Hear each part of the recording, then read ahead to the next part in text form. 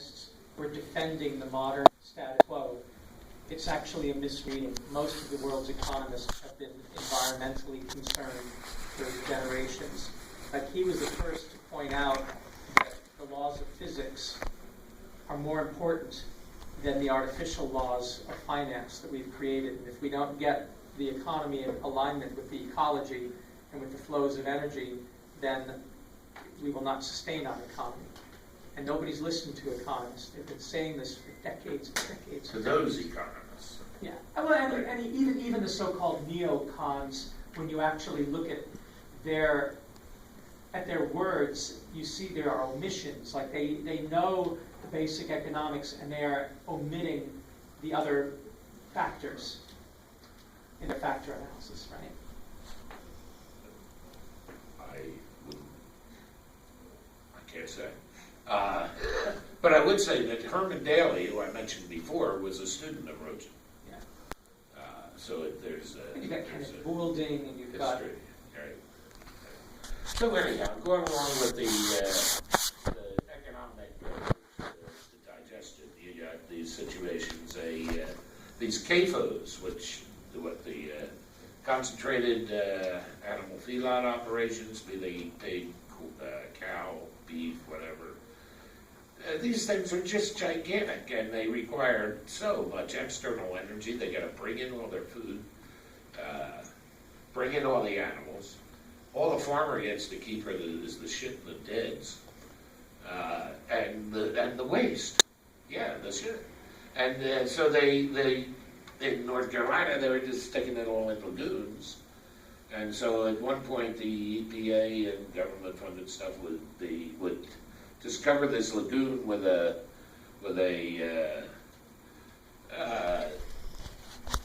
like a roofing material sort of stuff, rubber sheet, and then it's environmentally sound because it's collected biogas.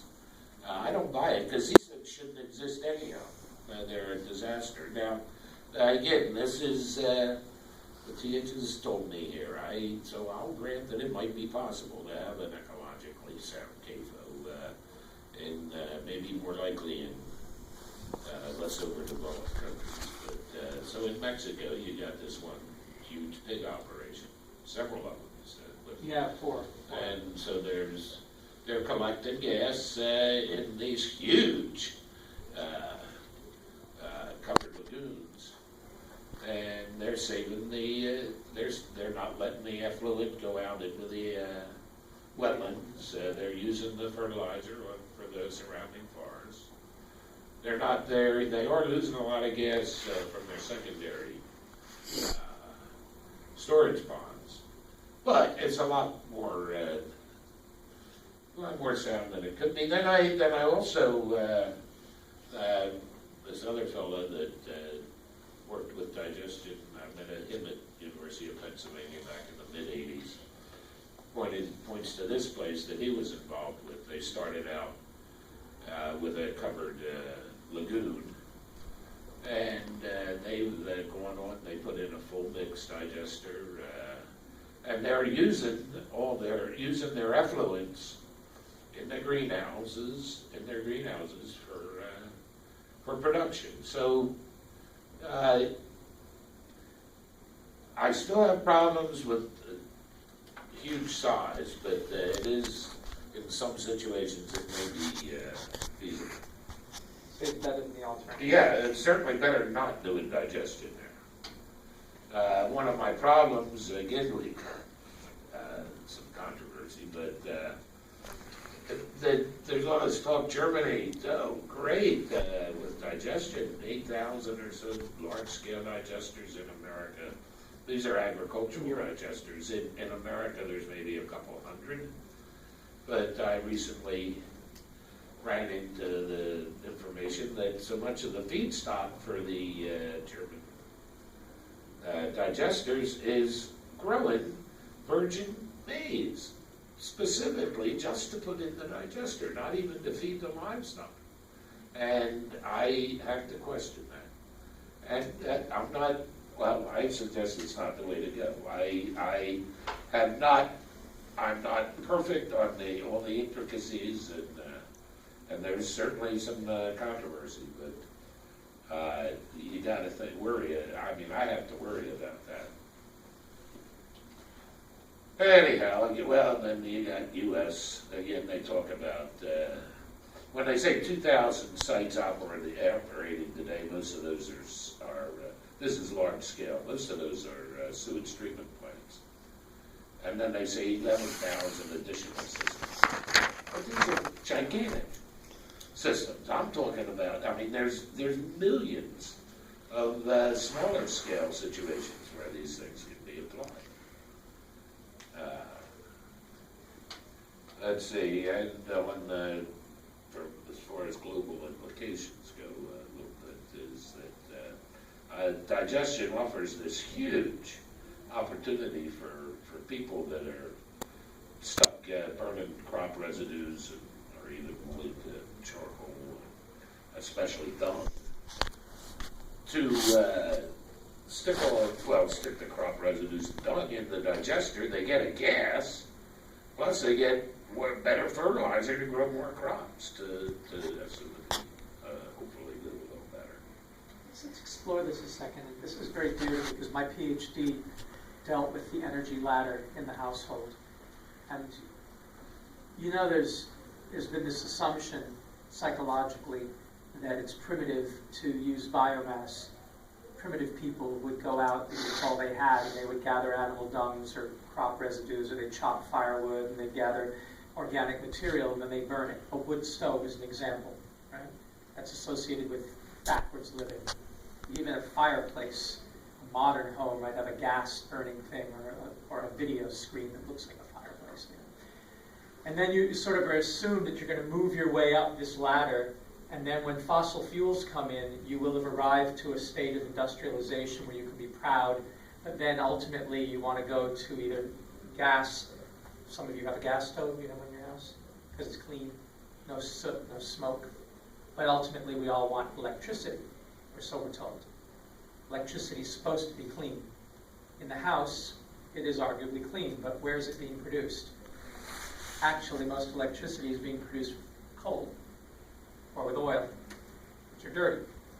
So there is no climb up the ladder to electricity. When you're using an all-electric house, you're making the commons, our shared environment, dirtier and dirtier and dirtier, thinking you're clean.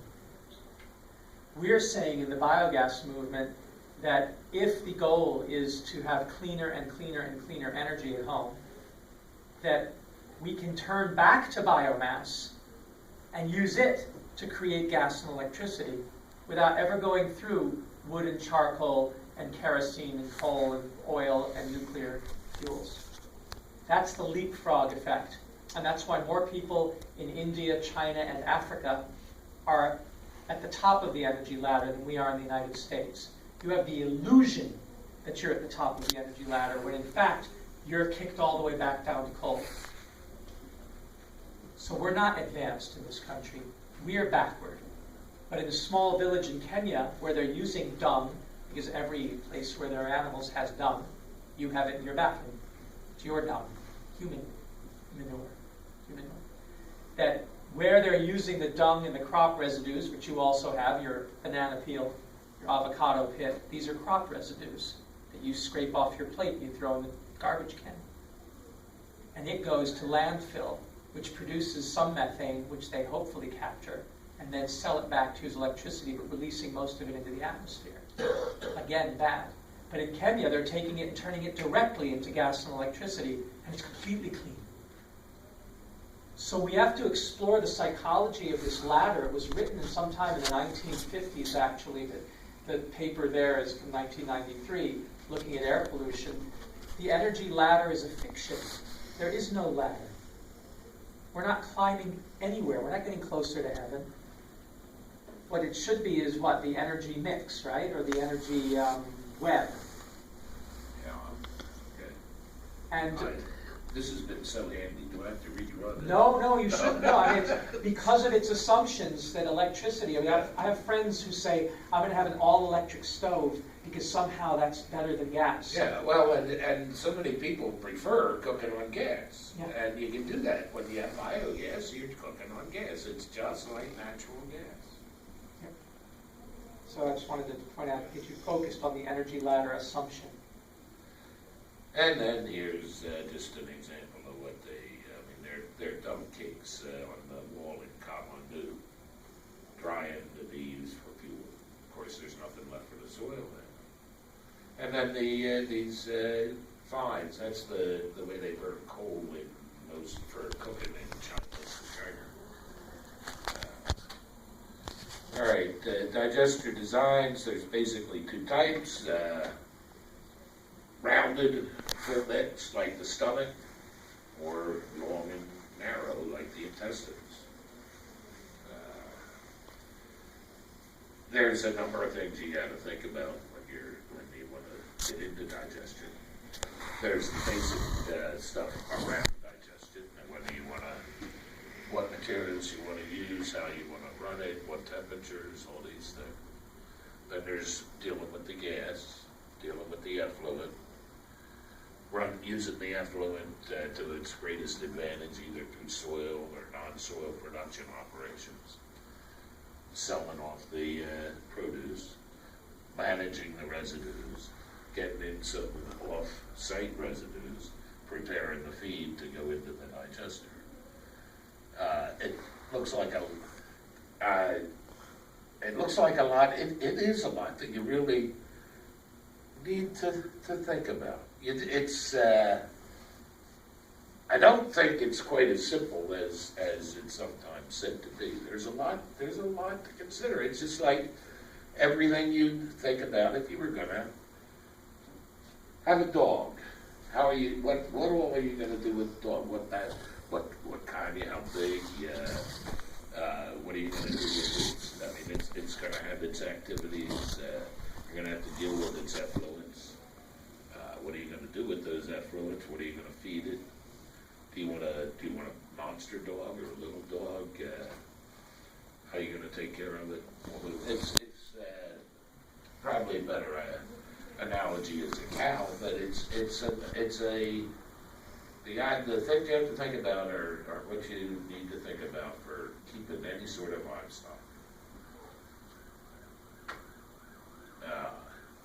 And one of the first things is whether you want to try and do a batch system or a continuous system. In a batch system, you fill a tank up, a vessel of some kind up, about pretty full, close it off and let it go. And you'll get gas production like this over time. You'll start getting a lot of CO2, then the methane will start kicking in, and you'll get your production burnable gas out, and it'll fall off. At 30 degrees, 30 degrees Fahrenheit, or 35 degrees centigrade. It'll take several months, 3-4 months for this to fully digest. Another way to do it is you might want to have a system that you're feeding every day and getting gas off every day. So if you're doing that, you're aiming at a continuous amount of gas all the time. You feed it every day, so you take some out and you get your gas. You can also set up a series of batch systems so that you're starting one, you let it get started, then it starts falling off, you start up another, let it start, so you can still get a steady gas rate, steady gas production. What I had up with in West Virginia, starting off with down there, was extended batch. We'd load the digester with about 75-80% of the materials in the spring. This was just set up to run spring, summer, fall. We'd load about 75% in the spring, and within a few weeks, 1 to 3 weeks, we'd get burnable gas production, and that would last for about 8 months as we added little bits and pieces through the spring and early fall. So we got a steady gas production that way. This was run at probably more like 25 degrees.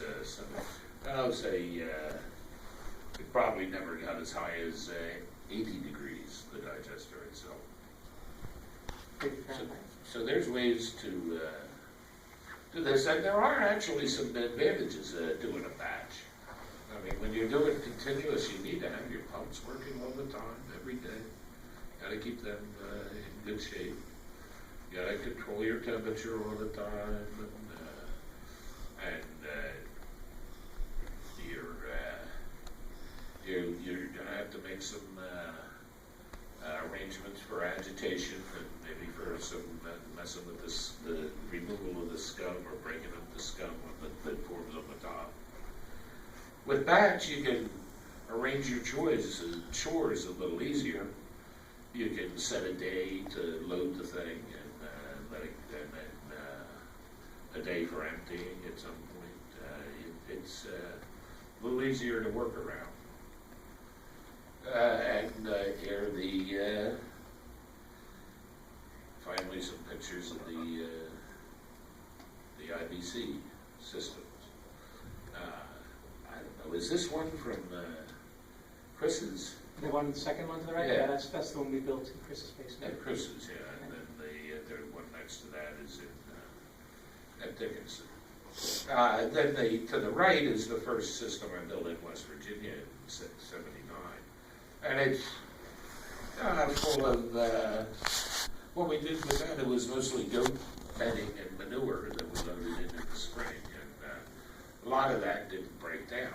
But we got 300 cubic foot a day for about 8 months.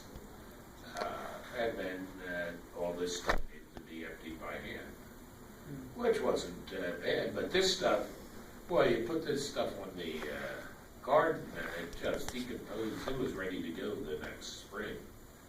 So, I'm not going to get into this story so much as to say when you're starting up a digester, the best thing to do is add some from an active digester. There's all sorts of designs. I mean, I see this as humans are in the process of domesticating anaerobic microbes.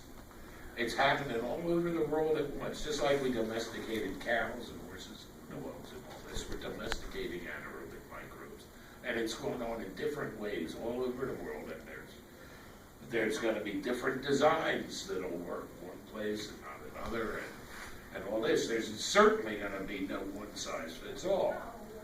And especially depending on how integrated these things are into the system, into whatever situation they're being applied to. The basic designs are these masonry tanks that the Chinese started developing.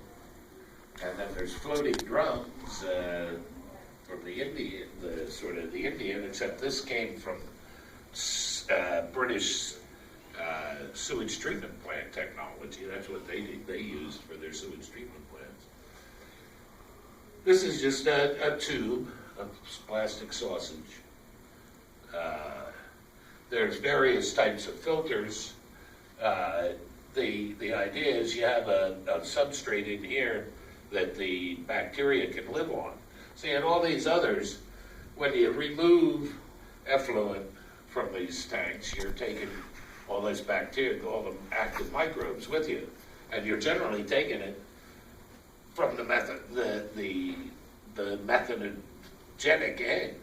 So you're really, if there were a way to keep all those bacteria in the system, it'd be a great advantage. And so that's what these filters try and do.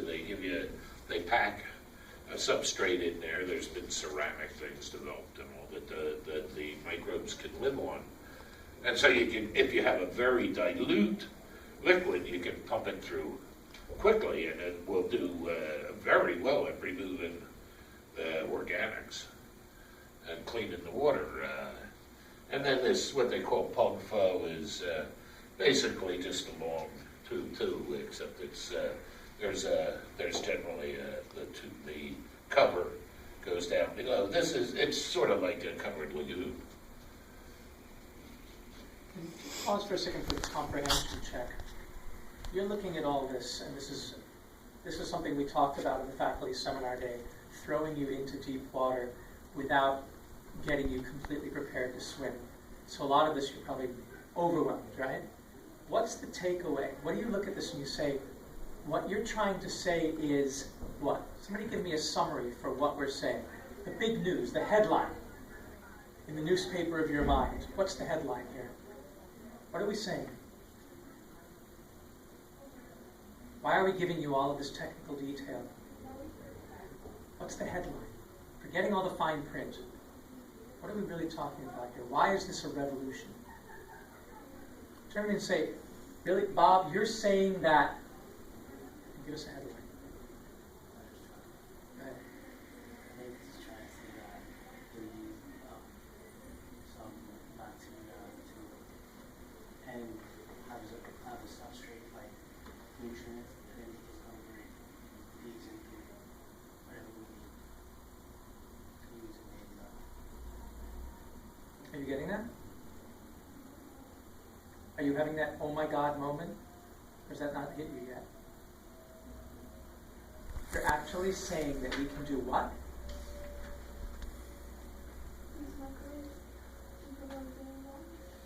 To do what? You guys need microphone. I know this. My ears are old, besides being full of wax, but And you've come in for the first time. What's hitting you about this? What are we talking about here during this last couple of hours? From my understanding, I think you guys are talking about how these how can I say it?